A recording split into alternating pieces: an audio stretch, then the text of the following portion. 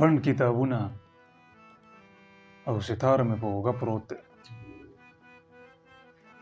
د موسیقۍ د تبلیغ بار مې په اوږه پروت دی. پڼ کتابونه او ستار مې په اوږه پروت دی. د موسیقۍ د تبلیغ بار مې په اوږه پروت دی. هغه چې تاسو پې د کاڼو ګزارونه کول ما خو اوس نه خوري، هغه مار مې په اوږه پروت دی. هغه چې تاسو پې د کاڼو ګزارونه کول ما خو اوس نه خوري، هغه مار مې په اوږه پروت دی. پروازه زهر مې په تن کې دی او خوند راکوي، بلا خوړلی یم خو یار مې په اوږه پروت دی. د سر قاتل مې داسې ځي د جنازې سر ته، لکه ملک وي د خپل کام د قافلې سر ته. دا پښتانه د خپلې خور په حیا سر ورکوي، خو چې دوی جرم کوي اچوي بورکې سر ته.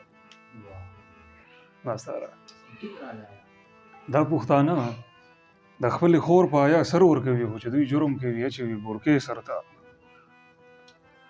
دا په چاودنه کې شهید ماشوم حافظ جوړېده، دغه چې خورې ژاړي خپو ته او ودې سر ته.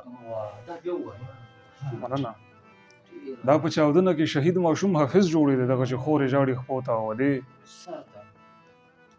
سر ته. زموږ د کور مرغو خوړلي دي، په ټکي مړه دي، څه دوايانې وې زما د بسترې سر ته.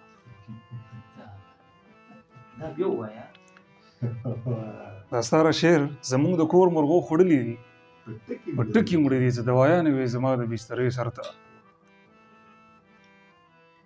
دوی به د ټولو نه آخر کې فاتحې له درځي، هغه چې تاسو یې اخیستې دي جنډې سر ته. دوی به ډېره مننه، دوی به د ټولو نه آخر کې فاتحې له درځي، هغه چې تاسو یې اخیستې دي جنډې سر ته. او دا ساره مونږ منزل ته خوشحالېږو، خو دا نه ګورو چې ژوند په ګاډي کې خو ناستې دي فتنې سر ته.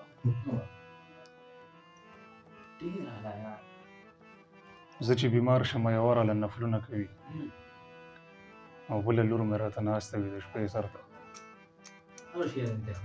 ډېره مننه. زه چې بیمار شم یوه راله نفلونه کوي، او بله لور مې راته ناسته وي د شپې سر ته. پروازه دا خلک د سر سړي بیا شاته پرېږدي، هومره به وروسته وي چې څومره څومره ځې سر ته.